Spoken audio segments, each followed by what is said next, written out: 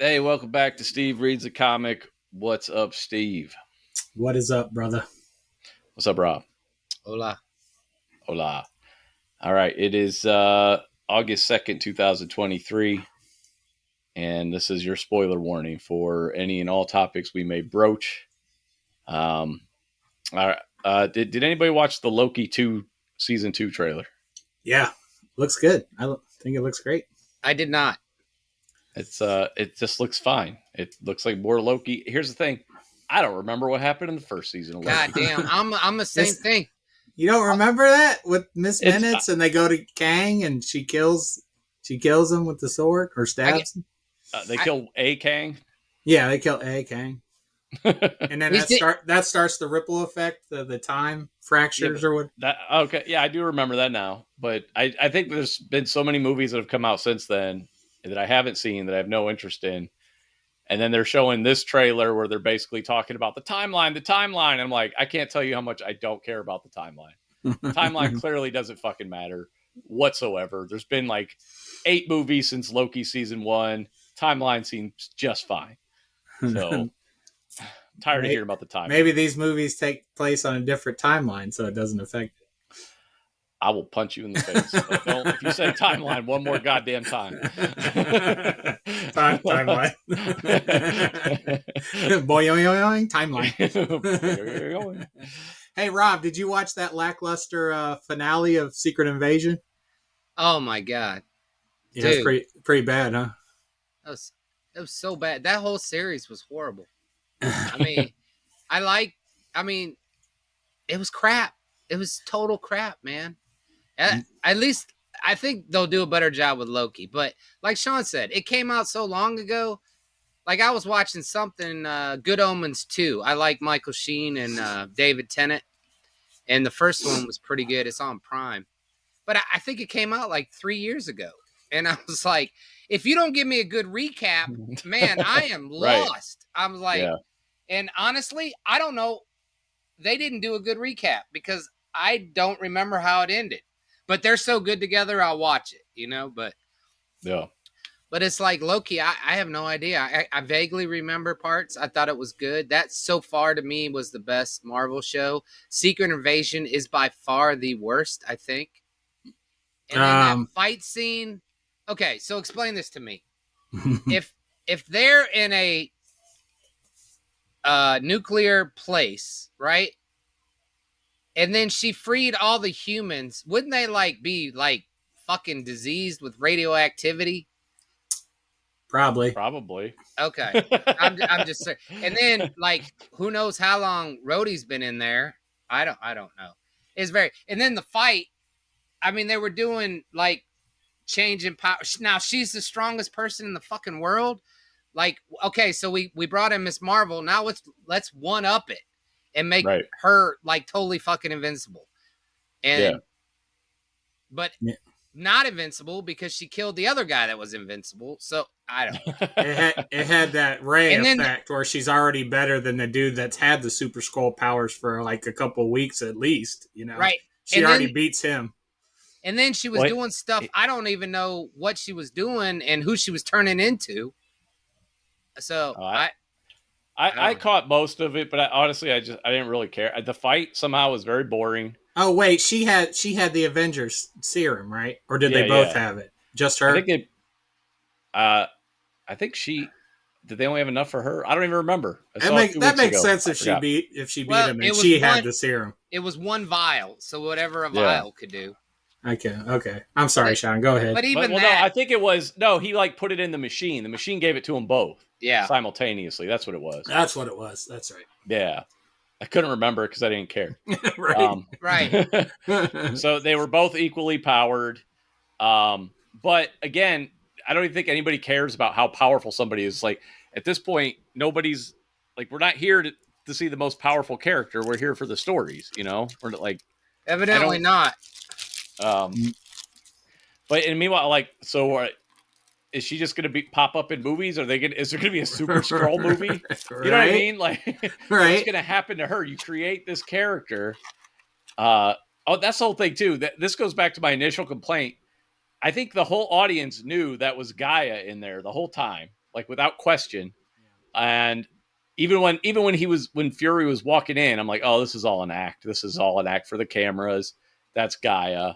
It's Gaia. We know it's Gaia. And then somehow the Skrulls can't suss out their own kind, though. That's what I don't understand. That's so weird to me. That, man, that's got to be a crazy society when everybody is just mimicking everyone else. Like, you know how many Jack the Rippers could just get away with shit in that society? It'd be insane, dude. all I can think of is Eddie Izzard. You fuck my wife? You fuck my wife? I fucked your wife and I am your wife. Yeah, that's it's a bit ridiculous. And then they introduced all those like the England or Britain or whatever had all those other scroll or people already under. Oh, you mean like the world leaders? Yeah, they have all. About? Yeah, weren't all those humans there? Weren't they scrolls out there at the very end? I don't even remember the very. Who I don't cares? know what Well, anyway, that could set up for what I read in the comics if they do that, like a big all out war in the streets. Yeah. So, but I don't know what the fuck. I don't know what way they're going with it. No one cares. Like no one's invested. It's gotten too big and too bloated, and that's what they just need to start over. It had good actors and actresses. It had Coleman. It had She was great. She was probably my favorite part. She's really funny. And I love Olivia Colman. It had Khaleesi. You know, I love Samuel L. Jackson. And I love the guy that played Talos. And even the bad guy, besides, I mean, he was a decent actor. He was just written horrible. Everything was written. It was just the writers let him down. Maybe we should go to AI because that was horrible. I don't know. Maybe that was AI. Maybe that's a great. I don't know, man. But that was Chat GPT. That was lackluster, man. I think that was just Kevin Feige and Disney making sure that nothing too crazy happens. I got to save that for the big movies, not the Disney series, basically. Well, they saved it for the Marvel movie, the Marvels. It may be. That looks so bad. What'd you think about the Samuel L. Jackson and his wife? That whole bit. Oh, that was disgusting. Right? I'm like, that was absolutely gross. That was so gross. I'm like, I already don't like two old people kissing. Now it's old person and a green person. I was like, I thought Steve would have liked it just because of the love scenes. It's all about the love. I have to care about the characters to care about the love scene between the characters. If I'm not invested in the original characters, I could give a shit about the fucking love scene. Yeah, that was disgusting. I didn't need that in my life. Call me a whatever, xenophobic. That's fine. No, if they were two green females, I would have been okay with it. No, the Skrulls are just ugly. I'm just joking. Like, whatever Gamora is works well, but not Skrulls. Yeah, so that whole series, I'm like, moving on, next.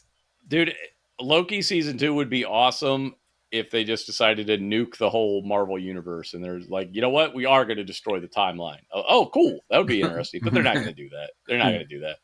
They're going to displace one thing and set up another series, basically. Oh man, I know that you guys are burnt out on it, and you're like, what is the I'm next? not burned out on it. I just want a good show. I'm just like, I saw some concept art, and it was a show called, or it was like a Disney Plus. They're hoping it'll be a show. It's called Midnight Suns, based on a comic, Midnight Suns, and it was like Moon Knight and then Daredevil, on the concept art, and it looked freaking sweet. So then I got interested in that comic, and I read like 3 issues of that. It's pretty cool. It's like a apocalyptic kind of story. Well, isn't Ghost Rider in that too? Yeah, Ghost Rider, Blade, Doctor Doom, Tony Stark was a Sorcerer Supreme. It wasn't their Tony Stark. It was Tony Stark and another. Oh, I'm so sick of that. Yeah. So anyway, but they had they were fighting Wolverines in it too, and he's like, "You magic people or something." I was like, "Oh, this is Sean. I see why Sean loves Wolverine. He's just shitting on the magic people the whole time." But anyway, they had Doctor Doom, Wolverine, Blade, some kick-ass characters, you know? And I'm like, let's get to these people, you know? Like, we're done with that, with the first phase or whatever. Well, many phases, but, you know, the characters like we can probably care about again. Like, those are the characters. Doctor Doom was sweet. When they were fighting Doctor Doom in the comics, man, it was a great fight. He's really badass. I Yeah. can't, They need to focus on just telling a good story with like introduce a character like they did before Avengers. Just try a standalone movie with a character. You know, you don't have to include everybody. You don't have to intertwine everything.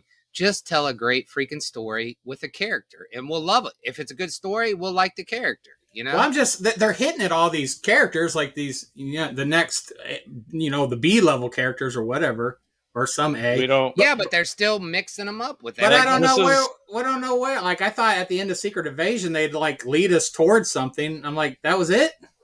this whole phase has just been wandering around basically. But even what you're talking about, another crossover event, that's part of the reason I quit reading comics in the early 90s is everything became a crossover event. And it's like I just wanted to read a Spider-Man story.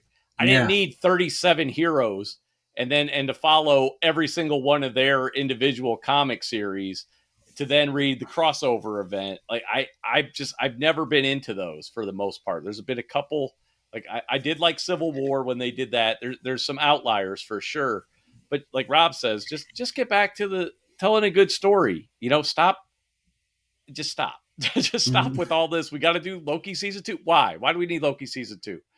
We don't. We don't Why- need we don't need the Marvels. Well, we it's a we could story use a though. Blade movie. Like, But do no, a good story. Like, who? Like, if it's, I don't care if it's fucking Squirrel Girl. Have a fucking good story. There's no such thing as a good Squirrel Girl story. That's not a thing. That doesn't Well, exist. The I character's named Squirrel Girl. She's right out. Yeah. Like no, there's just certain things that just don't jive with me. And like I said, it just goes back to me reading comics. I liked the characters I liked. I liked the writers I liked. And when they started spiraling out into all these different derivations of, you know, a Hulk's son, like I don't care about Hulk's son or somebody else takes over, becomes the Hulk. I forget that guy's name. Some Asian kid took over as the Hulk for a while. Like I'm following Bruce Banner's story. That's why I'm here. I'm here to follow Bruce Banner as the Hulk. I don't need to see General Ross as the Red Hulk. I don't need the totally awesome Hulk. I just let me follow the one Hulk, man. Stop. Just we got that guy. We got it. We got him. Make a new guy. Yeah, but I think you would follow Hulk's son if he had a good story. You know? No, I didn't even look it up. I don't even care. That's how much I don't care. He might have an amazing series of comics. I don't care. I have the Hulk already. I don't need Hulk light. It's like, you know what I mean? I don't need it. Sounds like I don't want any new stories. Just the same story told over and over and over again. No, I want, but that's exactly what it ends up being. If you create a character that's derived from somebody else, it's going to be the same stories. Create a new character with different powers and different enemies and different friends, and then you get a new story. Yeah, that's exactly what I mean. That's why I enjoyed reading Midnight Suns. It was like all new people. I'm learning about all new people and some that I already know. And I'm like, oh, where is this going? This is interesting. It's something I never but they're seen. not going to do Midnight Suns unless they do 800 movies and TV shows leading up to it. Yeah, well, whatever. I don't care. Make it good. Don't make it like Secret Invasion. We got to stop going to the movies. We got to stop watching these shows. We got to stop watching shows and movies. Never gonna happen. Like, Hey, I mean, I miss a lot of series and movies. I'm doing my part. I'm purposely avoiding that shit. The Eternals or Mission Impossible 2? Oh, wait, what's the question? Like, which So one is better? Which was better? You said MI2 was the worst movie ever. I'm every week I'm going to try and get a movie. I'm going to say Star Trek: The Motion Picture is actually the worst movie I've ever seen today. No, that was so bad. No. I still haven't finished it. This is like I think this is my fourth sitting. Beezer. And I'm just watching it. They're playing this super dramatic music, and I'm just like, there's just static on the screen. There's nothing happening right now, and this music's like bum bum bum dun dun dun dun dun. And then you look at the screen, and it's just like static electricity is on the screen. What? Why is this exciting? What am I missing? And it's one of the worst things I've ever seen. It's Okay, the I'll worst tell you movie why it was I've ever exciting. seen You're today. too evolved. You've seen too much. Dude, I was like 7. When did it come out? 79? 78? I don't know, 79 or 80, I think. Okay, so I was 7, 8 years old, and I watched Star Trek on Channel 43 like every night with my dad. And to see it on the big screen was fucking amazing. That's why. Now the story sucked. Rob's like, I went back and watched it when I got older, and I was like, man, how was I blown away by this shit? But when you're 7 or 8 and it was a bonding moment with your dad, it was pretty cool. That's all I'll say. Dad and Rob watched Constipation on the screen for 2.5 hours. They're like, they watched Love you, Dad. Captain Kirk switched uniforms, and he put on his dentist outfit. He looked like a fucking dentist for the rest of the. I'm like, what is he wearing? Why is he dressed like a goddamn dentist right now? But I've never been a Star Trek guy. I watched it on 43 at my great grandma's house in the 80s, like on Sundays. It would be on. We'd be over there doing laundry. And yeah, you probably would have dug it like Rob if you like Star Trek. You know, you probably would have been like, sweet. Yeah, if I like Star Trek, maybe, but I could never get into Star Trek. The only ones I like, oddly, are the J.J. Abrams movies. As much as they're good grief as I give that guy, those are the only ones that have action. You know, so my recommendation is watch on Paramount Plus. Start with The Strange New Worlds. I watched the first episode of that. It's really good. Didn't care for it at all. They're doing a music. Okay, well, it's so boring. I just don't care about these space explorers. There's the I think it comes down to everything from set design to costumes to what the weapons look like. It's all. It's not for me. And I keep watching all this stuff, and I just don't like it. I like the J.J. Abrams take, and I know most Trekkies hate that shit. No, but I'm I like it. Things happened in those movies. There's action scenes. It wasn't just sitting on a shitty set staring at a screen. I guess occasionally they'd beam down, and Kirk would either like fight or fuck something, and then they'd come back up. Oh, the original episodes or something. But the first Star Trek, J.J. Abrams, that's like multipass. That's like I can watch that if it's on. I can watch it, man. It's so good every time you watch it. It's really well done. They did a good job. But there's another show. It's called Lower Decks, and it's a cartoon, and it's fucking hilarious, dude. But it references a lot. You probably couldn't watch it because it references a lot of shit. It makes it funny from like the whole canon. But they just had a crossover where the two of the main characters from the cartoon actually time traveled to Strange New Worlds and were on the Enterprise and live, like in human form. Nice. It's fucking hilarious. Tomorrow, Strange New Worlds is doing a musical, kind of like Buffy. Sean's just got excited. Sean is right out. I think Star Trek is a generational thing. I think at some point, it's like I'm the Star Wars generation, and Rob is too. Rob's technically my generation, but I just feel like it's for a slightly older audience. And it's yeah. But see, I'm old enough to where that was a big thing on TV. You know what I mean? Right. Even though I wasn't born when it first came out, but you know, something but called you were probably reruns. watching it in the 70s. Fuck yeah, I was. Yeah, ever since I can remember, I was watching Star Trek. So yeah, I feel like you had to have seen Star Trek before you saw Star Wars to appreciate Star Trek. Because once you saw Star Wars, that is probably true. If you saw Star Wars first, like me, it was like, I don't know what this is. This is a terrible knockoff. I don't like it. Yeah, I think they're not similar at all. You know, they're really not. They just have star in the title. That's really the only thing they have in common. Both. I think I'm one of the few people that, but I like sci-fi. I'm a junkie sci-fi. Like I watched Babylon 5. I watched Strange New Worlds, and it wasn't bad or anything, but it was just more Star Trek. Yeah, you don't. It was just them. They go and they're on some diplomatic mission, and everybody's just talking in stupid outfits, and I'm just like, how is this entertaining? They just talk to each other. It's just talking. Did they ever? It's like upper decks for or lower decks for you would be like Molly watching 30 Rock, where she doesn't get half the references. Yeah. It's just, and it's not entertaining. Did they ever upgrade their weapons, or did they have that ear thermometer? They just point at people all That's the what time? I mean. Yeah, they just have a little phaser thing. That little. But they never go like to assault pulse rifle or something. Yeah, they got them.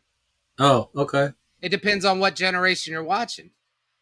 Okay, that was my question. Like Strange New Worlds is pre Star Trek, then The Next Generation is after Star Trek. Lower Decks takes place during the Next Generation timeline. There's a long timeline, and then Discovery is like it started before, and then now it's in the future. Now I remember I saw Wrath of Khan, and I liked that because that was kind of action, a little bit of action to it. Khan takes over and things. It's not just conversations and dentist outfits. That was entertaining. Movies are the best. That's what I hear, but I don't think I've really seen anything past number 2 except for the New Generation movies. I think I saw all the New Generation movies in the theater, and those weren't bad. They're like the one I remember the most had to do with the Borg. It was kind of cool, like the assimilation thing with the Borg. It's probably the only one I remember. And again, I wasn't like, oh, this is bad, but it's just ultimately for me forgettable. And I'm truly not trying to shit on a whole franchise. It's just one of those things. It's not for me because I have a shorter attention span because I'm younger. Grew up with fucking cartoons that were basically half-hour commercials for toys. So that's my lane basically, is watching animated commercials for toys for 22 minutes and then being like, I need these toys. And Star Wars. I guess I'm the Benny Hill generation. You're definitely old. And your jokes are old too. You got the dad jokes. The boomer dad jokes. Did you see Barbie at all? Did you see it, Steve? No, I haven't seen either. I heard it's good. So we finally saw it. Maggie said, fuck it. She was going to risk a migraine to go see it. We loaded her up with drugs. Too. Yeah, we loaded her up with drugs beforehand. And she did okay. Like she didn't, like she when we passed out in the parking lot. No, because when we saw Asteroid City, she got a pretty bad migraine. But she did okay with this one. And it was me, Maggie, and Logan. Mason had no interest in seeing it, but we all three really enjoyed it. It's really funny. I think I took away, it's very much a message movie, but I think the message I took away is not the message we were supposed to, which is I am Knuff. So you got to see the movie, man. It's fucking hilarious. I want to see it like people post. They're like, oh my God, this is the most. So okay, that's all hyperbole. Those people need to settle down. This might be the first movie they've ever seen. Don't buy into that. Because if you buy into that, you're going to be like, it was good. It wasn't the best thing I've ever fucking seen. Jesus Christ. No, they said it expanded their mind and shit. I'm like, Jesus Christ. That's disappointing. There is a speech that America Ferrera gives, and I could see it as motivational for certain types of women, but like my model for women is Maggie. Maggie's a fucking badass. Maggie's been the breadwinner for the past 3-4 years, started her own business. She doesn't take any shit. You guys know Maggie. So this speech basically is, I guess it's for like the mousy chicks who don't ever say anything and care what other people think. And I don't understand that. Me and Maggie both don't understand that behavior. Because people were asking Maggie, like, did you cry? Maggie's like, no. What point would I have cried during this movie? And Maggie liked it too, but we have the same opinion. We're seeing all these this hyperbolic praise for it. And it's like, calm down. Yeah. It's not all that. And honestly, dude, no lie. Oh, I came away, my favorite character in this movie is Alan. He's a doll that was apparently made to be Ken's friend at one point. And they use all these dolls that, I don't know Barbie history. but a lot of discontinued dolls are in it, and one of them is Alan. He's played by Michael Cera, so that should tell you all you need to know. And I'm just like, I am an Alan. I am not Barbie. I am not Ken. I'm Alan. Alan is my fucking favorite character in this movie, and Maggie felt the same way. She ordered an Alan shirt. Nice. She's like, I'm not Barbie. I'm Alan. We're both Alan. And he's hilarious. The Kens get an amazing musical number. And there's a really good joke with the Matchbox 20 song. And I hate Matchbox 20 with a passion. And it's the one song I know by them. So it made me laugh incredibly hard. The way they utilize this song in the movie to basically be the example of toxic masculinity is this Matchbox 20 song. I'm like, yes, I fucking hate them so much. I do recommend it though. It's a good time. It's fun. I felt bad for Margot Robbie. I did come out of it thinking like, damn, Ryan Gosling got all these fun scenes. She's just crying the whole time. I was like, she must be emotional breakdown Barbie. Because like she's smeared eyeliner. She's just always crying. I'm like, God damn. Like, man, that kind of sucks because everything else going on with Ken and the Kens and Alan just had me dying. And meanwhile, she's just having like this emotional journey. And she's just crying. I'm like, oh, that sucks for Margot Robbie. Everybody else looks like they're having a blast. She just has to cry the whole time. But dude, I recommend it. It's a fun movie. Should I see this? Does Kristen not want to see it? Like, no, how have you not seen this? We just been busy lately. We tried to get tickets the first night it was open, but everything was like sold out. I'm like, what the fuck, man? Like I got Mission Impossible tickets. I had plane tickets, and that day, like the only thing open was like 8:00, and we didn't want to go that late because the kids had to go to school the next day or whatever. But we wanted to go. We just like, do I need to go in the theater or can I wait? I would go in the theater. It's probably gonna be like Top Gun. It's actually outgrossing Top Gun week for week. It's probably gonna be the number one movie this year. I wouldn't wait. I really liked it. It's definitely worth going to see in the theater. It was fun. I had a really good time. I'm not trying to be hyperbolic, I hope, but it was a fun movie. It was entertaining. I laughed my ass off, had a good time. It is not the smartest movie I've ever seen. Like some people say, it was not like liberating or whatever, but it's very good. It's good. It's very good. Okay. It's a very good movie. Would my kids like it? Or would they get it? I'm guessing Brooklyn would like it. I don't know about Dom. I don't know what he's into, but there's not really any Power Ranger fights or anything in it. So no. Brooklyn would probably like it, though. I think Brooklyn would like it. Kristen would probably like it. I can't believe you're not going to see it. What is wrong with you? I mean, well, I'll go. Get on me for not going to see movies. You go see crap. And I'm like, dude, go see the biggest movie of the year. You're all of a sudden, dude, come on, it's Barbie, dude. Like, do I really need to see it? It's a good movie. I know, but I find it funny that you're the one making sure I go see Barbie. Okay, like if anyone's going to say that to someone, it'd be me saying you go. You would think that. But I like to go see good movies. That's the difference. You go see all the movies except you had for the no good idea ones. that was going to be good when you saw it. I was hearing good stuff. The trailer was just okay, but the jokes do land better in context. The ones that kind of made me roll my eyes. But yeah, it's just a good time. It's a good time at the movies. I recommend you guys go see Barbie. More than Oppenheimer. I haven't seen Oppenheimer. You haven't seen Oppenheimer. Logan saw it. He wants me to go with him to see it again, and that's getting so. Whenever he's available, he's actually down in Akron looking at a potentially renting a house with some of his friends. So they're getting like a walkthrough or whatever.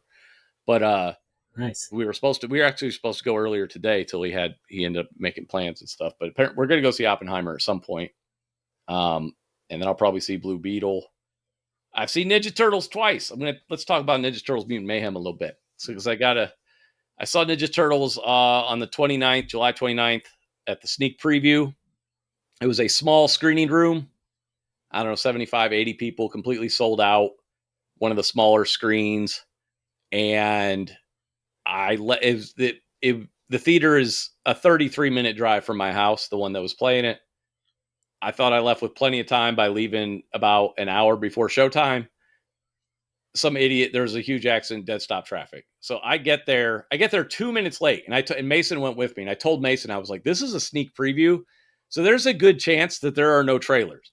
Sure as shit, we missed I was 2 minutes late, but I come to find out on my second viewing, they must have started it early because I missed like 5 minutes of the movie. So I'm like anxious and angry. Ooh. I think that colored my experience. And then also there were people in the audience laughing incredibly loudly at things that aren't funny. And I don't know if you know this about me, but when people laugh at things that aren't funny, it's very triggering.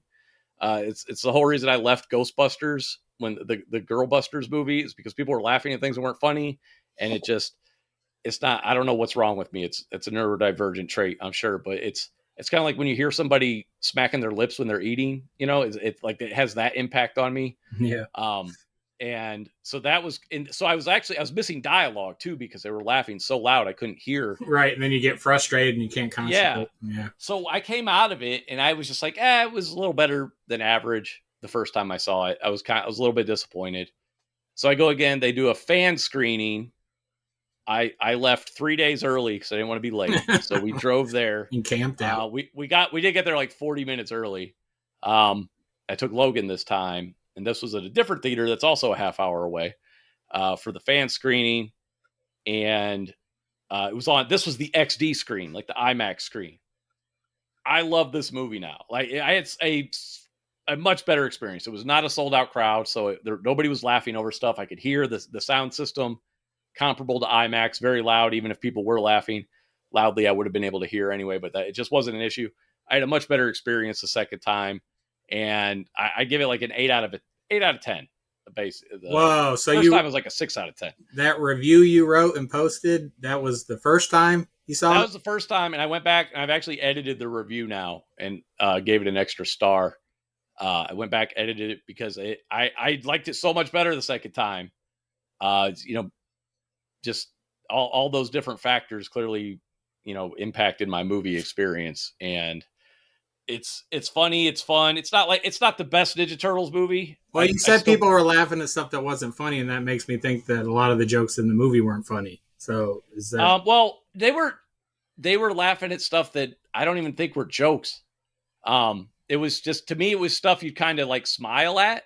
There are some funny jokes. There's definitely some laugh out loud jokes, but they were laughing at stuff, and it wasn't that it was unfunny. It just wasn't anywhere near that funny. So that, like I said, that just kind of, that messes with me a little bit.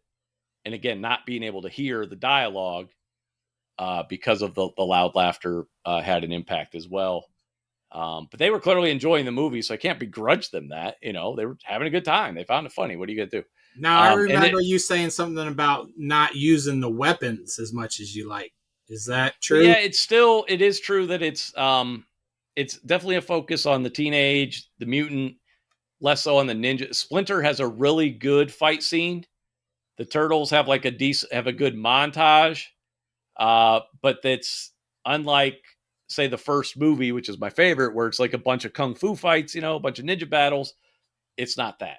It's more, so that's still why. I mean, that's why it's an 8 out of 10. It's not a 9 or a 10 out of 10.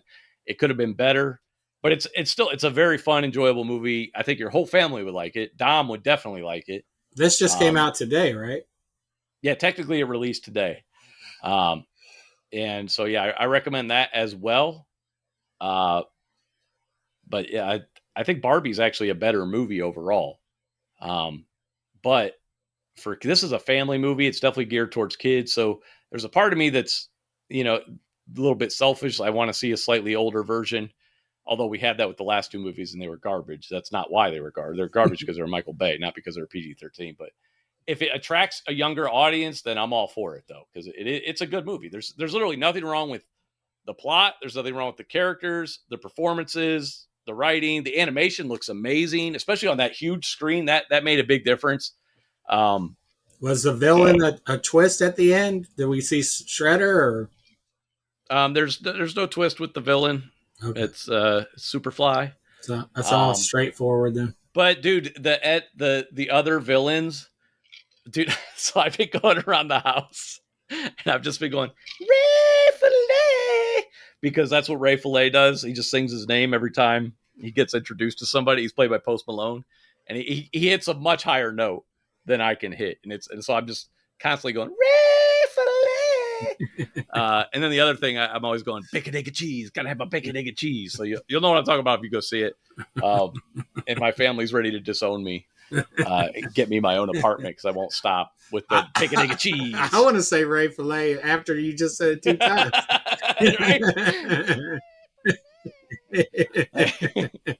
It's I don't know. It just stuck in my head. It's funny. Yeah. So the bacon, egg, and cheese thing also just something that it's funny because the first time none of that stuck, and then after seeing it twice, it was just stuck in my head. Both those things. Bacon, gotta have my bacon, egg, and cheese. Bacon, egg, and cheese. But yeah, it's 8 out of 10. Okay. 8 out of 10. Very, very good. Very fun. Good times at the movies. Go see Barbie. Go see Ninja Turtles.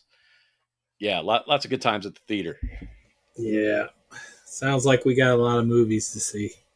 Yeah. Just in time for school to start next week. I'll go see Oppenheimer without the kids. You didn't see Oppenheimer, did you, Rob? Okay. Do you want to? Yeah. Okay. I would have seen that with you when you were here, man. I didn't want to waste time at the movie. I wouldn't Mission Impossible with you. Yeah. I mean, I'm in no hurry. I mean, if I see it, I see it. If I don't, I don't. Yeah, I'm not the big Oppenheimer. Logan loves history and stuff. I'd rather watch a 3.5 hour movie at home so I can pause it and go pee. Yeah. Oh, we got to talk about Paul Reubens passed away. Pee Wee Herman. May he rest in peace. Yeah. Very sad. I really like that guy. I love Pee Wee Herman. Yeah. I remember first time I watched it, I was at it was in Children's Hospital a year after it came out, and I was so excited to watch it. Being in the hospital that week was one of the best parts of my childhood. I got to be away from my mom. I got to watch TV, and I got to watch Pee Wee's Big Adventure. But that dude was just fun, funny, full of joy. I just rewatched Pee Wee's Big Adventure yesterday and just laughed my ass off because something like this. Large Marge.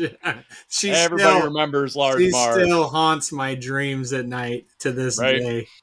God, I was not expecting that. No, nobody was. Nobody saw that coming. That was a jump scare. That and the girl in the closet in the ring, those two images are forever burned in my memory. Large Marge. Yeah, that's how old was he? 70. But he was fighting a secret battle with cancer. He didn't look 70. Man, he looked good. But even like his stuff, he was in Batman Returns. He played Oswald's dad briefly at the beginning. He played a really funny character on 30 Rock. Yeah. The last time I saw him was What We Do in the Shadows when he was a vampire. Where he did the Buffy Vampire Slayer character. They did everybody that was a vampire and something. He created Pee Wee Herman, one of the greatest fictional entertainers of all time. Yeah, in my opinion. I watch the Christmas special every year. The Pee Wee's Playhouse Christmas special. What a great character. What a fun character. That's actually something I remember from my childhood watching Pee Wee's Playhouse. Yeah. Now I want to download like all the seasons. I only saw a few episodes. That's pretty good, Rob. I was good at Pee Wee back then. I don't know about now. I know you are, but what am I? I know you were, but what about? No, I don't have a very good Pee Wee in my pocket. Hey, may he rest in peace. Dude, I watched fucking Urban Cowboy. I was just scrolling through HBO and I'm like, all right, I like John Travolta. Let's check this out. Wow. What a shocker that was. Boy. Never seen it. I don't know what it is. Cowboy, it should have been called Abusive Relationships and the Mechanical Bull. That's what it should have been called. Okay. I had no idea. This whole movie was based around, let's see, John Travolta. He gets with Deborah Winger in the beginning, and he she like grabs his leg or something, like trying to tickle him, and then he just hits her. He just smacks her, and like I was like, oh damn. So then she's like I'm out of here, and he goes to get a ride, and then they start fighting in the freaking mud puddle or something. And anyway, so then they get married, of course, because why wouldn't you? Why wouldn't you get married after that the date starts like that, Yeah. So and then he's just a fucking ass. He's like I think he smacks her around again a couple times. Nothing too hard, but Didn't see that coming. yeah, I'm like, what am I watching? So then they end up splitting up. He just fucking cheats on her with some other chick, and then she gets with this other guy that's even more abusive. He's played by Scott Glenn, the bad guy in Backdraft. Remember you finally find out who started all the fires. You remember that guy? I thought I it don't was. think I ever saw I was like, Backdraft. who is this guy? I know I've seen this guy before. I was like, it looks like Roy Schneider, but I knew it wasn't him. But yeah, his name's Scott Glenn, and he plays. He's a bull rider, and he's the one that runs. Oh, he played. That's the guy who played Stick in Daredevil, right? Yes, exactly. Okay. That's him. So he runs the mechanical bull at this place at this bar. It's all based around this bar in Houston or whatever, and and it's basically the movie comes down to who can ride the mechanical bull the best. And I was like, okay, they actually made a Poignant movie. stuff. They actually made a movie about this. But the whole time, like Deborah Winger's with Scott Glenn, and he's just beating the shit out of her, man. God damn. Like Kristen and I are watching it, and like she drops, she's like, I'm out of here, and he's like, no, you're not. And on her way out, she like tries to grab something that falls on the floor, and he's like, pick that shit up. She's like, no.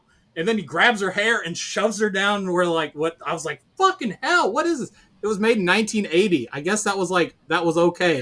That's how relationships were then. Never standard. But I'm like, what the fuck is going on? Remember when you got the shit beat out of you when you were a kid? That was the 80s, my friend. Yeah. So he's like, pick that shit up. I was like, oh my God. So anyway, at the end, John Travolta wins. He does the best on the mechanical bull. And, Fantastic. And him and Deborah Winger get together in the end after she finally breaks away from Scott Glenn. And they drive away in this truck, this pickup truck. And that was it. And I'm like, I look over at Chris. I'm like, I give it a week before he starts beating her again. I was like, I don't know what I was supposed to think of this movie. Did it do good? Was it a popular movie back then? I don't know. I've heard of it before. Yeah. See? So you actually never knew anything. You looked over to Chris and said, give me a glass of water. I said, pick that shit up. It did have two lines that I remember. That was one of them. I'm gonna say that forever. Pick that shit up. But the other one was pop them titties and let's roll. Pop them titties. There was one character, his wife, at the bar. There was a Dolly Parton contest, and she was in the lookalike contest, and they ended up wanting to go to another bar after that. She had lost, and they were on their way out, and her husband was like, "Pop them titties and let's roll," because I guess she put balloons for breasts or something. Oh, okay. But yeah, I say that a lot now. I say that around the house. Nice. I like. I like that better. Pop them titties and let's roll. I feel like Urban Cowboy, is that where that joke came from? Like, what do you tell a woman with two black eyes?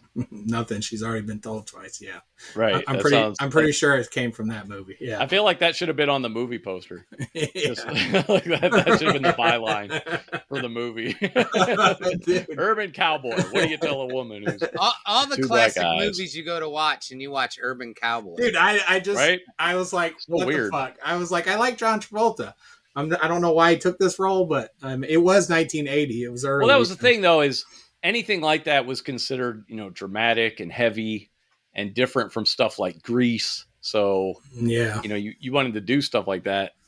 But yeah, I'm not especially now. Like when I was younger, I would watch more emotionally heavy stuff like that. But now I just have no interest. It's not that it brings my mood down. I don't like it. Life is depressing enough. Yeah, I don't need that. I'm trying Not- again. I like fantasy, escapism. Give Dude, me not that. a single character was endearing in any way. Yeah. There was one guy that was making a way towards like into my heart, but he got hit by lightning. So and he died. So I was like, well, there goes that guy. I wonder. I bet you was up for Oscars and shit. Let's go see. I think it was. I don't know, man. But which one came? I want to know what came out first: Urban Cowboy or Saturday Night Fever? Because I haven't seen either one. I'm gonna say Saturday Night Fever. I think so. Because that would be the 70s. That's really what got John Travolta. Okay. Well, because I know John Travolta dances a lot, and I like watching dance and stuff. So, and he did do some dances in Urban Cowboy, but it's all like two-step stuff. But yeah, I didn't know what to think of that movie. I've never seen Saturday Night Fever either. It's kind of this. It's kind of that. Let's roll. 1977 was Saturday Night Fever. Yeah. Oh, same as Star Wars. Great Man, soundtrack. What a year. What a year. Great soundtrack. I love me some Bee Gees. Isn't it like, was it all the Bee Gees on that soundtrack? Did they do like every song? I think so. Yeah. I do like that. The one Bee Gees song is like, That's my favorite Bee Gees track. They can hit the high note. They can hit hit the high notes. Yeah, I saw that they wear the tight pants so they can hit the high note. What else you got? All right. What else have I watched recently? All right, let's get to Captain America 1990. No, let's not. we got to. What? All right, so in 1990, a straight-to-video Captain America was released. Oh, this was straight to video? That makes sense. Yeah. Really? You didn't see that one? I didn't know. It was directed by a guy named Albert Payan, screenplay by Stephen Tolkien. And just to tell you, Steve, this had a budget of $3 million. So I don't know what you were expecting on $3 million. Like that's not even a shoestring budget, man. Like that's an insanely low budget for an action movie. You can't even make a 15-minute short film for $3 million, man. Did they wrap up this last movie and they still had $2 million left? Is that what happened? Oh, that's brutal. I thought it started off decent. What'd you think? I was like, okay, let's go. All right, hang on, I'm giving a little bit of history here. All right, it was intended for release in August of 1990 to coincide with the 50th anniversary of Captain America.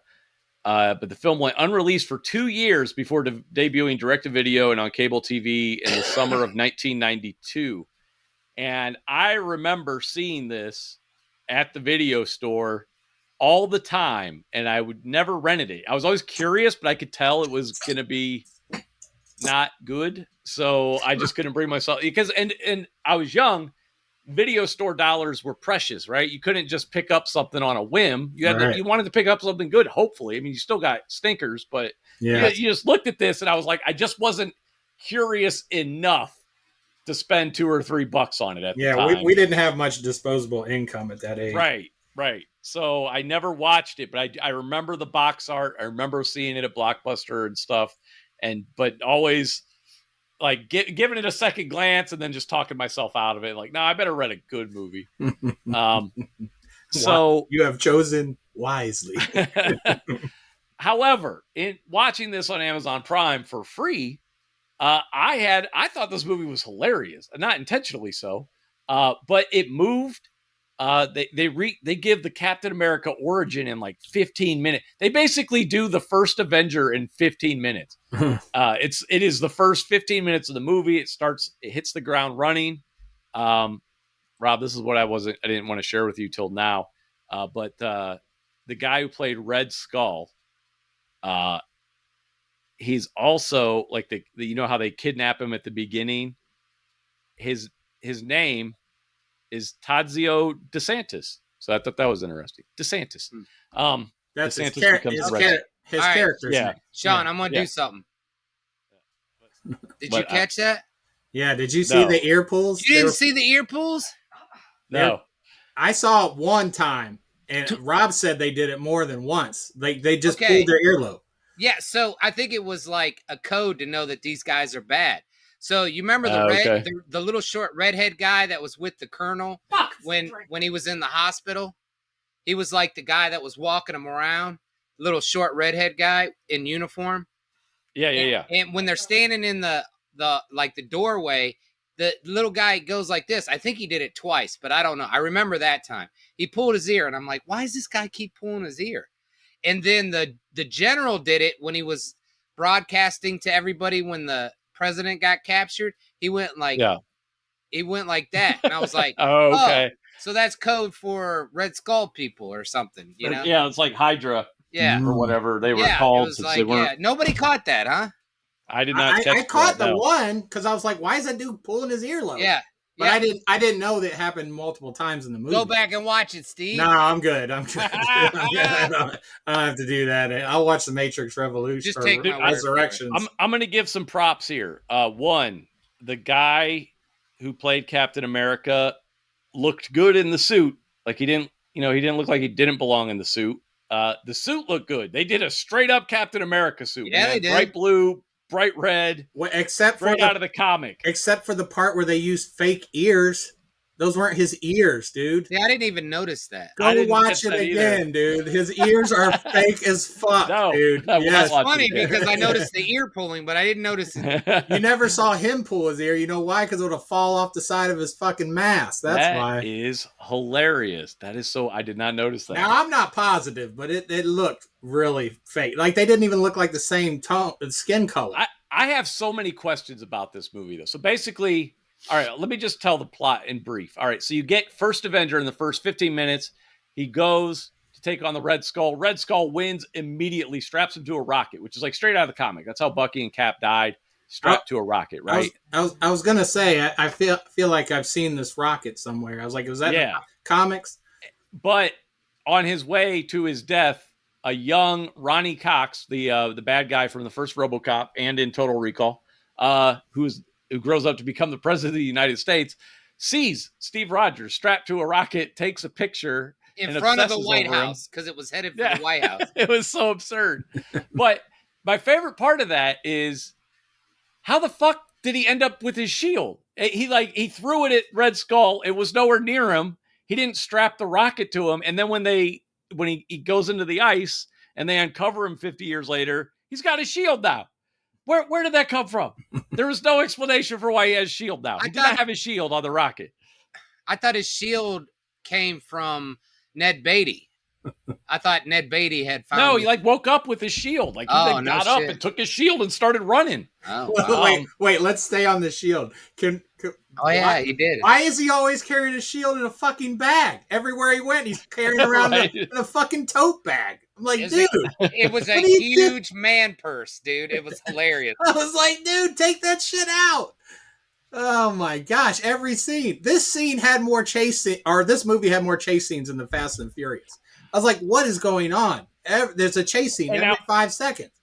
Let me ask you this, and maybe I just wasn't paying enough attention, but all right, so he runs, he lands, they find him in Canada, right? Like the Canadian wilderness is where he wakes up, right? Well, no, he runs to Canada. Well, okay. Oh, yeah, he was running through Canada, right? How the fuck did everybody know exactly where he was as he was running through Canada? Like, everybody shows up. Ned Beatty shows up. Hydra shows up. Everybody, he's just running through wilderness. How did they know where he was? I think they were following Ned Beatty's car. Oh, is that? Well, how did Ned Beatty know where he was? I don't know. From the he's just running through the wilderness. Like, they didn't think this out at all. They just all show up. It's I think it was coincidence because he was just going through Canada, and it was just Ned Beatty. You're not going to find anybody in the Canadian wilderness. No, I know that much about Canada. They're like, well, woke up frozen, so he must be going south. Man, they had to hurry up the plot, dude. Come on. But it was just so funny because it was like, man, they didn't think about any of this shit. And they're rushing through, and he goes back to, I don't remember it wasn't Peggy Carter. What was her name? Sharon. No, Sharon was the daughter. It was like Betty, somebody. Bernice Stewart. Yeah. Bernice Carter became Bernice Stewart or whatever. And she played both Bernice and Sharon. I don't know if you know that. But that was the same actor. I didn't know that. I thought they must have did a good job with that because I did didn't not know know that. It was Sharon was two played different by people. the same actress that played Bernice. Well, Sharon had that 80s fucking cut. So. Oh my God, she had the 80s do, baby. Whoa. She had the Karen. May I see your speak to the manager cut? Sure. Shows up. She's old. He's not. Her husband is not happy about the arrival Would you of be? Captain America. Dude, another thing about this movie, it fucking had the mom and the dad from Christmas Story in it. The mom played Steve Rogers' mom, and the dad was working for the Skull, the Red general. Skull. He was the guy at the end. Yeah. Both of them were in it. Yeah, I didn't catch that because I just saw Christmas Story. I thought the little kid looked like the one from Christmas Story 2 with the glasses. That's not Ralphie. Ned He Beatty. was too old to be Ralphie, but yeah. Okay. Yeah. He looked like Ralphie though, didn't he? Yeah, no, definitely. I feel like I don't know if that was intentional or not, but he definitely did. I know what you're talking about. Dude, Ned Beatty, who was Lex Luthor's henchman in Superman, shows up. He's a reporter. Man, this movie they kidnapped the president. I love that too. Like it was just done so easily. They kidnapped the president, super easy. Nobody's looking for him, from what I could tell. Steve Rogers figures out where he is for whatever reason, and the president becomes a badass, starts knocking people out. Which the was president so unnecessary. Played by Ronnie Cox. I kept waiting for Ronnie Cox to go bad. I was like, this guy's right. He always plays a bad guy. No, you can't. Dude, how much did you? So they're in a castle in like what? Were they in like Italy? Where were they? Yeah, they were in Italy. That's what I love too. Is like they just end up in Italy. They're just like they're in Italy, so they fly to Italy, figure out where everything is like instantly. He's like, we're gonna find the Red Skull's house, and then they do. Like what? How the fuck? Like instantly, they just find the Red Skull house where he grew up. It was a tape recorder. They figured it out through the three angels. The three angels at the doorpost. Okay. And then so there's the big finale's in a castle, and for some reason outside there's a giant grand piano. I love it. And what I love is he's up there, he's got like this little scorpion submachine gun, and he keeps firing it. Captain America's hiding around a corner, and he keeps peeking out, and he shoots at him. And I'm like, boy, if only you had something like a shield, you could run at this guy. Man, it's a shame. Oh, wait, what's that? It just doesn't. I'm like, I thought for sure he was just going to rush the dude with his shield. Especially since the guy was elevated. It was like perfect. He could have like covered almost his whole body at that angle. He didn't have time. Never did it. He didn't have time to take it out of the tote bag that he carries it in all the time. Do you remember the scene where he uses his shield and he's on the ground and he rolls? And he kept the shield like perfectly. I was like, damn, that was a pretty good stunt, that was cool. That was pretty cool. I thought that. I noticed that was cool. I was like, oh yeah. I was like, damn, and it looked like legitly they couldn't shoot. Right. I mean, it was. Yeah, he was fully really behind it, and he rolled perfectly. It was that was pretty cool. That was the one redeeming quality of that movie. I love his flips, dude. I love the. Oh no, there were two redeeming qualities. Every time he would steal someone's car, he'd be like, "Hey, get out of the car" or something. Remember? I'm sick. I'm sick. Like, oh, that's what it was. That's what it was. I'm sick.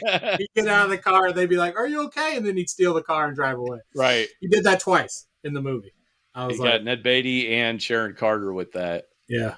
And dude, it's just honestly you have to consider time. I like the bad guy. I thought he was good. Red Skull? Yeah. Okay. Yeah. No, the Red Skull my favorite part was the rat in the beginning. Yeah. Oh yeah, like the animatronic rat. The hamburger rat. Oh yeah. No, Red Skull Red Skull looked like a walking blood clot, dude, in the beginning. In the beginning, he looked pretty bad. Yeah, the makeup was much better after he had the skin. Like, have you ever seen a tampon fully engorged with blood? That's what his head looked like, basically. Yeah, that was pretty bad, man. But so Marvel was selling off rights to everything at that point. They'd sold off Fantastic Four to Roger Corman, and they made a terrible movie that I still have yet to see. I think it's only available on bootleg. I don't think they ever released it. This went, under the radar, obviously. Like I said, I was curious. This was post Batman '89, obviously. I mean, again, we only saw it on the shelf in 1992. So I love the I, credit when they rolled the credits. It just had the picture, the comic picture of the Jack Kirby picture Yeah. of Captain And America. they Did you wrote- see the message at the end? Please support the EPA Act of 1990. right. There's a message at the end. Yeah. It's like, oh, that's Oh great. yeah, we got to talk about that. The president in early 90s was like green. He was like all for Yeah. like getting rid of stuff, and that's why they were trying to stop him. Yeah. He just had a different alternate energy plan. And that passed, by the way. Bush Senior, that was when they changed refrigerants and all that. The Kyoto Protocol, something I forget. But yeah, interesting. And then we totally neglected it. Yeah, we dropped out. And that song, that song at the end was a banger too. I still sing that "Home of the Brave" or something. That was so funny, dude. I watched the entire credit. I could not look away. I couldn't either. Song. It was the song. I was like, this is awesome. This is a great way to end this movie. And I was completely fixated with that Jack Kirby drawing, dude. I was like me. Yeah. It was like me and Cap's eyes just interlocked through the whole thing. Just having a moment. Like, yeah, fuck yeah, America. Yeah, fuck yeah, America. That's basically what that song was. America. Right. Fuck yeah. Oh my god. This was was a fun movie. Bad music cues, bad timing, horrible music throughout. Oh my gosh. It was yeah, you're right. It was a $3 million budget. They had to pay all their actors, stunts, special effects. $3 million. That's a tiny budget. Dude, so I'm actually impressed with what they accomplished. I was impressed when the mom got murdered and shit. I was like, oh shit, that's is that in the comics? Is there anything like that in the comics? I don't know. Yeah. I don't remember. There was some things that I was like, all right, this ain't too bad, and then it got bad. Dude, some of the choreography had me dying. So like the Red Skull sends his daughter after him, and they're at a restaurant, and I don't know, just like that whole kind of fight scene. The flip of the table. Silly. Yeah, the table flip and everything. Yeah. Didn't he punch somebody? He knocked some chick out, and I just started laughing. Captain America, he like ran by some chick and just punched her in the face, right. Knocked her out. It was just so funny the way it was done. He's like, I was watched like, Urban Cowboy. You just got knocked the fuck out. You got knocked the fuck out. Yeah, man. It was a good time. It was a good time. I'm sorry, but if a woman's shooting at you, I think that is allowable. No, it is. It was just funny to see. There's just something really funny about the way it was delivered. That we definitely should have watched that via watch party though, because I was just dying. Like I kept rewinding and shit. I was like, "What did I just see? What the fuck just happened?" But that would have been a fun one to watch in a group. And just Mystery Science Theater style it, basically. Like you said, though, like it started off with like the secret SHIELD underground, operating room where whatever they did to Steve Rogers there. And that was like very faithful to the comic. Yeah. Oh, yeah, he had like polio. That's what it was. He just had like a gimpy leg. Yeah. He went in and he didn't have it, and then he was strong. He got shot like point blank and just took man, bullets. Yeah. And Erskine was a woman instead of, Right. But yeah, it was a fun movie. It's not something I can recommend unless you're looking to have a good bad movie night. So bad it's good kind of thing. I'll recommend it for that last song during the credits. 4 stars. 3 million, man. That when you told me that, I was like, I appreciate it even more now. Yeah, holy you crap. Gotta grade it on a curve when you hear even that back budget. then, 3 million was nothing. Because I'll tell you what, I would watch this way more than Mission Impossible 2. I found it way more enjoyable, just more fun. I finished this. I couldn't finish Mission Impossible. There you go, man. That tells you all you need to know the about bad Mission guy Impossible started 2. crying. I tell you what, Red Skull didn't shed a tear. He couldn't. He didn't have any tear ducts. I think most of the effects budget was spent on the detonator with the little switches that came up. That's where the effects budget went. That immediately went into the ocean. I was waiting for him to get on that grand and just start playing and then die. Right. I was like, so that would weird, have been Why awesome. is there a grand? And then he goes over the cliff, and it's obviously a dummy, and it was very funny. It was quite enjoyable. And then oh man, Captain America had like a corny last line with the president and everything too. I forget what he said. It was so bad. Yeah, the acting was so bad. It was Ronnie Cox gave it his all, man. Dude, it had some pretty good act. I mean, it had the Red Skull guy was good. Ronnie Cox is good. Ned Beatty. I mean, come on. All right, the lead. There's your budget right there. All right. Well, when the lead can't act, that's probably where it falls apart. I like when he goes in that little diner and just starts destroying the women's room and find like that secret area. Yeah. And my favorite part, though, I mean, you had a little action scene there that was pretty silly. Like when he bounced off the wall with his feet. Stairs. That's what you're gonna. They're hiding right there. Well, no. There's a part where he jumps and he like his feet. He's like almost like standing on the wall for a second, and then he jumps down and attacks somebody. I like that. I like how they were just hiding underneath the stairs. I know. Yeah, just sitting there like that. You see their head through the stairs, looking at them. But my favorite part is so they go in there, they destroy the wall. Then these guys with guns come in the diner and chase them.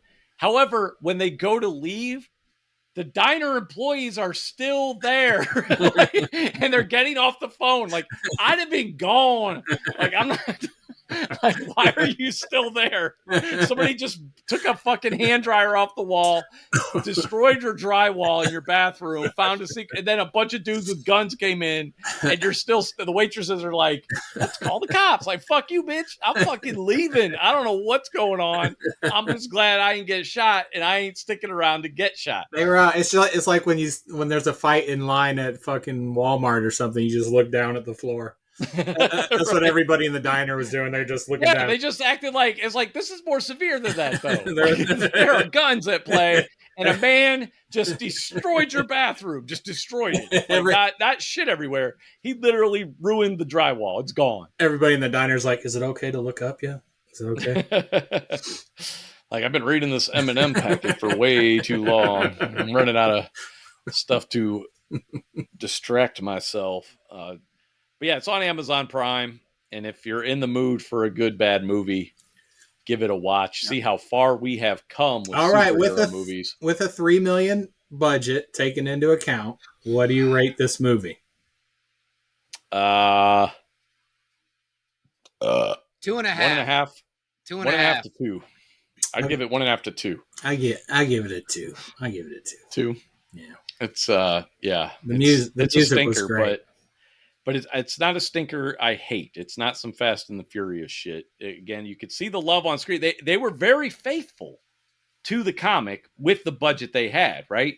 Like, they really stuck with the story, the suit design. Yeah. I respect and appreciate that. Dude, they had shield throwing. They did the best they could with it. Yeah. Yeah. The shield looked like the shield looked like it was made out of the same stuff as those Ben Cooper costume masks, but it still looked like the shield, but man, it looked thin. They did have. It was obviously plastic, but like that disposable plastic, like a coffee lid kind of plastic. Yeah, it did. It looked really light. They did have one scene with the shield that they used some special. This was the shield. yeah, exactly. They threw the shield at this turret or whatever, and he knocked it down, and it came back. And that was all some kind of animation. Wire work. Yeah. I don't know what it was, but every other scene was like you see him release it in his hand and then you see him catch it in his hand. That was about it. Well, they showed it coming back sometimes. They would show Boomerang sometimes. Now, I've always appreciated what the Russos did and the guy who directed the first Captain America, I forget his name, Joe something. Rocketeer guy. Yeah. Joe Johnson. Yeah. And then especially guy from Star Wars. Especially what the Russo brothers did with the shield was always amazing. But then watching this, it made it even more impressive when you think about when he's fighting Bucky and the way they're fighting over the shield and hitting each other with it and throwing it and it just looks so deadly. And then this one looked like those red plastic plates, those, you know what I mean? Like that you take at a picnic. Yeah. It just looked like a bigger version of that, basically. Just so flimsy looking. Yeah, the Russo brothers did such a good job that it was like part of his body. Like Oh, the shield yeah. was part of his They body. when he was in the beginning, he threw the shield at Skull and it stuck in the wall, just like in First Avenger. Remember? Yeah. Well, I think it's stuck in the ground or something, or maybe No, it was the wall. it stuck in the wall. But I think at some point though, when Skull threw it back at him though, that's what I mean. Like it was like embedded in the ground, and then Skull puts him on the rocket, and then next thing you know, he wakes up and he's just got his shield. It's like, what? How? Where did you get that? That was something they missed in post production. It was off screen. He put the shield with him on the rocket. Like which one? Who did the Red Skull? Yeah, he's Here you like, go. here, you're gonna need a weapon when you die. Like he's sending him to his death, as far as he knows. So it was so goofy. Hey, if I ever ride shotgun with you guys and I say I'm sick, don't fall for it. Don't fall I don't for feel it. good. Pull over here. Yoink!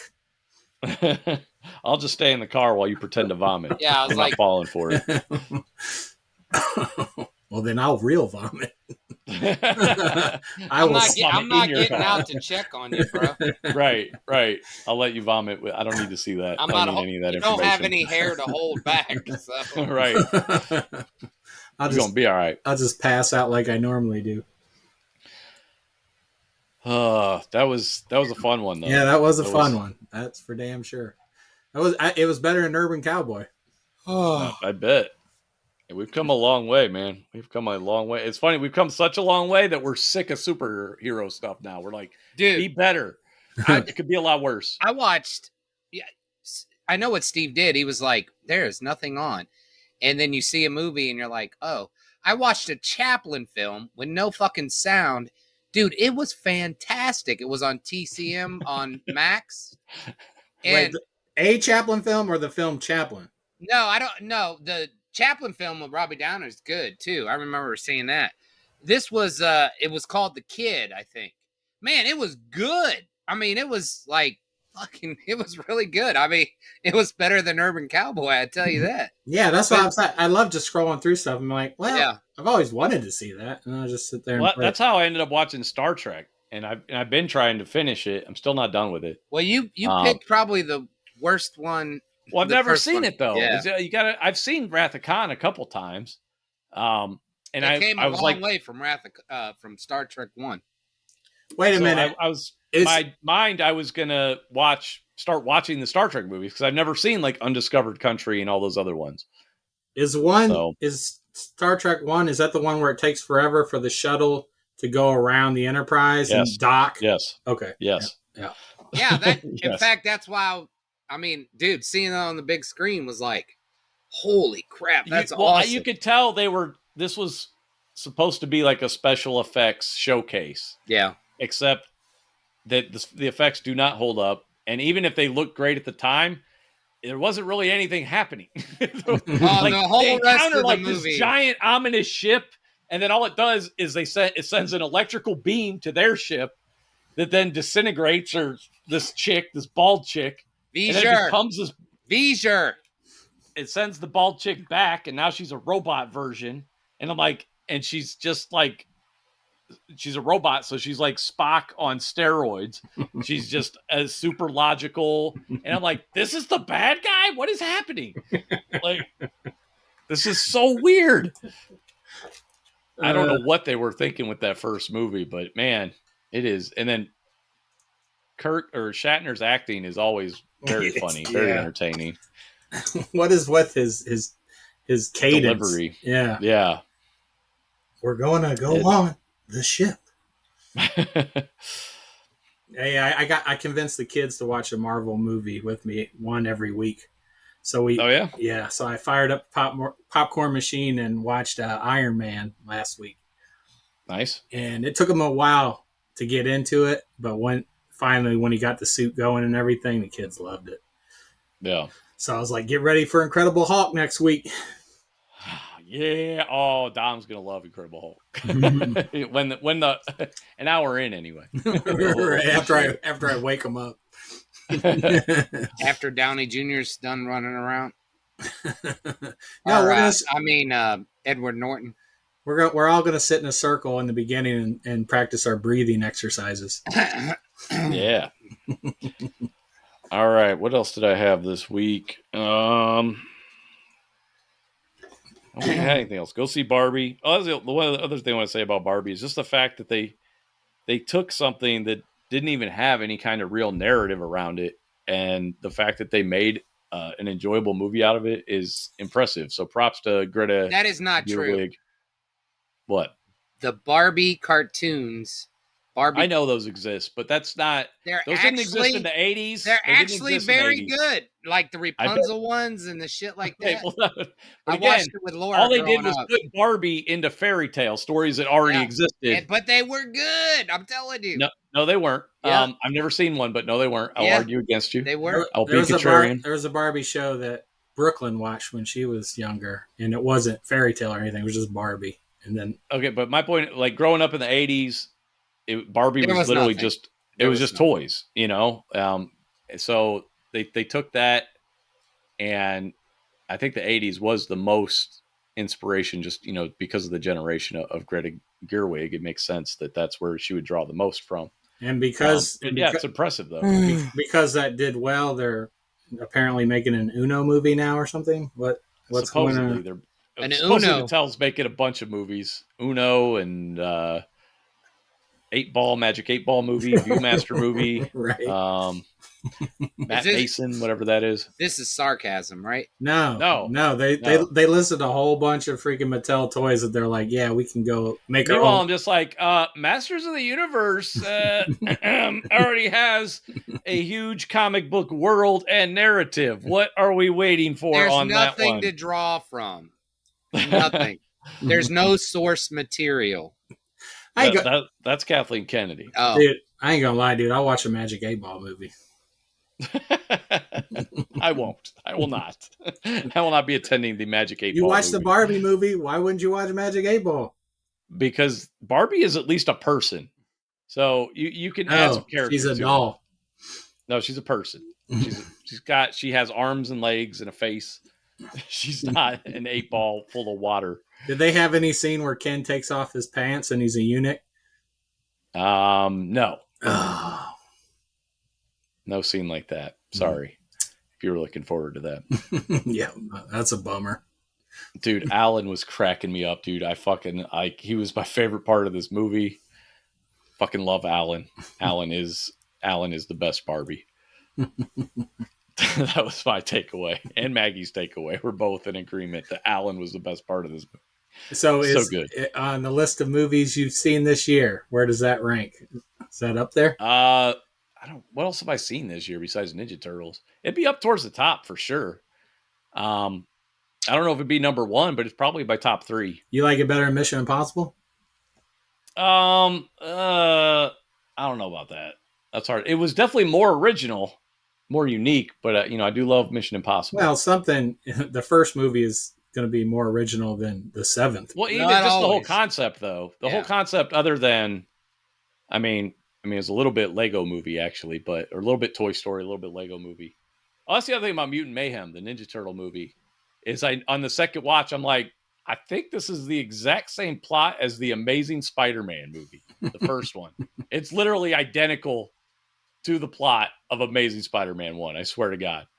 So that's something else that's kind of working against it. I don't know why they did that, but it's down to some really weird details. It's the same thing. I don't want to say anything to give away spoilers, but once you guys see it, are you guys going to see Ninja Turtles? Oh yeah, definitely. The kids want to see it. yeah, on video. Oh, man. I'm not going Fucking to old people. I'm not. God damn it. You guys are turtle fans, not me. Yeah. I was a little older. So were the turtles shooting webs or something? How is it like? No. It's very much just the plot is almost identical down to the behavior of the New Yorkers at the end. It's kind of weird. It's the bad guy. What he's doing is just like what the lizard's doing, basically. Hey, don't fuck with someone from New York. Yeah, it's you got to watch it. You got to see it. You'll see exactly what I'm talking about. If you're familiar with the Amazing Spider-Man, the Andrew Garfield movie, then you'll see it. You'll see it right away. Yeah. Well, not right away. You'll as after you see the movie, you'll see like, what the hell, that was just the Amazing Spider-Man, but with Ninja Turtles. Yeah, we'll go see it this week probably. Please go see it for me so I can talk about it. Bacon, egg, and cheese. Bacon, egg, and cheese. Bacon, egg, and cheese. Bacon, egg, and cheese. Now, wait, should I take the kids to see Barbie first or Ninja Turtle?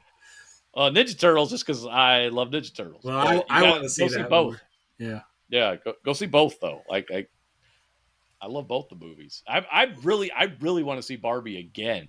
Like and the further I get away from it, the more I like it. Like I liked it as soon as I saw it, but like, man, I'm like, God damn, come to home video. I want to watch that shit. Yeah, Kristen wants to see Barbie more. I want to see Ninja Turtles more. So we'll be seeing Barbie first. Okay. But yeah, just see Ninja Turtles before next week, before the next podcast. And we'll spoil it for Rob because he doesn't care. So that's fine. I really don't. I saw Amazing Spider-Man, so I should be okay. Yeah, you get the gist. Rob's like, I got it. But you're gonna miss out on bacon, egg, and cheese. Bacon, egg, and cheese. All right, I got a comic picked out. It's on the DC Infinite or whatever the fuck it's called. Is it Home of the Brave? You can listen to that while you read this. It's another 4-issue series. It's called Kingdom Come. Oh yeah, you told us you were gonna do that. Yeah, we're doing Kingdom Come, 4 issues, DC app. Bacon, egg, and cheese. Pop those titties, let's go. Pop them titties, let's roll. That's what it is. All right, anything else you guys want to discuss before we wrap this up? Nope. I think that's all I got. Trump got indicted again. He did. Yeah. Racking them up. Is this going to be a federal one, man? This one might be a big one. I think this one. Wow. This one might be a doozy. This one's in a DC court. So and good luck, baby. For what I've been wanting him to get arrested for, which is trying to overthrow our democracy and install himself as dictator for life. That's a big problem. That's not a fine. You don't give somebody a fine for that. That's like life in prison, death penalty shit, in my opinion. Like you can't do that. And then I have this question to pose to you. If you get convicted of a crime, a felony, a felony, please tell me you lose your Secret Service detail if you have to go to prison, right? You're done at that point, right? You can't have it anymore. If you get it, if they're like, hey, you tried to overthrow America, no more Secret Service for you. Because I know you lose it. Like if he had been impeached, if that had succeeded, he wouldn't have Secret Service. You know, so that hopefully if you go to prison that you lose it, right?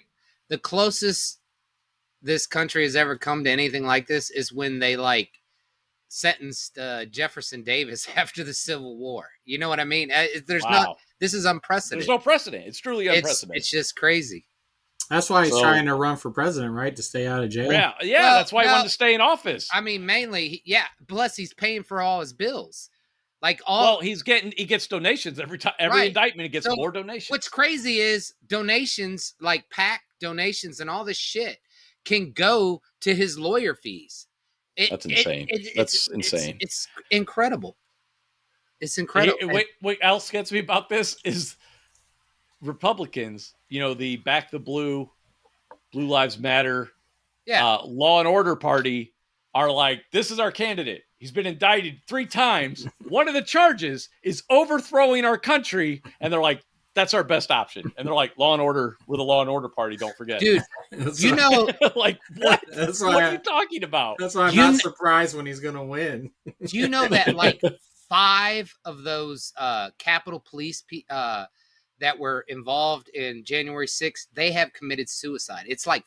Oh, wow. I knew it was 2 or 3 at one point.